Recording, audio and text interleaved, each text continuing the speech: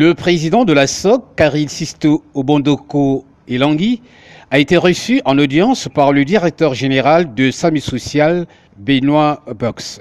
Au cours de l'entretien, les deux personnalités ont parlé autour des questions liées au bon fonctionnement de ces deux structures, d'où la signature d'un partenariat pour désormais officialiser la collaboration réciproque.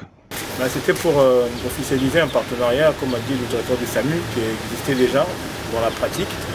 Là, il fallait le formaliser, discuter, essayer de voir un peu, baliser un peu le partenariat, savoir quoi faire, quoi ne pas faire, voilà, pour on peut toujours s'améliorer. Les avantages, c'est qu'on ne se suffit jamais à soi-même. Voilà, on doit fonctionner aujourd'hui en réseau. Le SAMU social a une très grande expérience, donc il est évident pour moi que, en rentrant dans ce domaine, il faut s'appuyer sur des personnes qui ont l'expertise.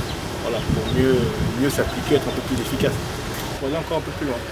Pour le SAMU social Pointe-Noire, cet acte de signature de partenariat vient exprimer le besoin d'échanger avec les autres centres d'hébergement afin de mieux assurer la prise en charge des enfants en situation de détresse.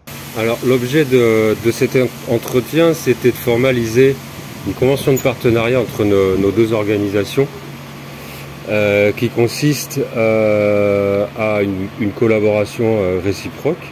C'est-à-dire que dans le cadre des activités du SAMU social, Pointe-Noire, nous avons des équipes qui sont sur le terrain, dans les quartiers de Pointe-Noire, et qui vont à la rencontre des enfants en situation de rue.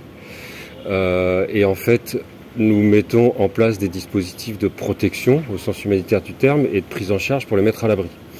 Donc là-dessus, on a besoin effectivement, à part un soutien psychologique ou un soutien de soins primaires, d'avoir des centres d'hébergement avec une capacité de quelques lits pour pouvoir, soit temporairement, soit dans une optique de réinsertion ou de recherche des familles, des familles biologiques. On a besoin de s'appuyer sur des centres partenaires. Et ça, c'est aujourd'hui, on a formalisé cette convention de partenariat réciproque, alors qui existe déjà en pratique depuis quelques temps, mais qui est maintenant officielle. Sur que ce partenariat, qui s'appuie sur plusieurs points, va favoriser une meilleure insertion des pensionnaires dans le cadre de la lutte contre le phénomène des enfants de la rue.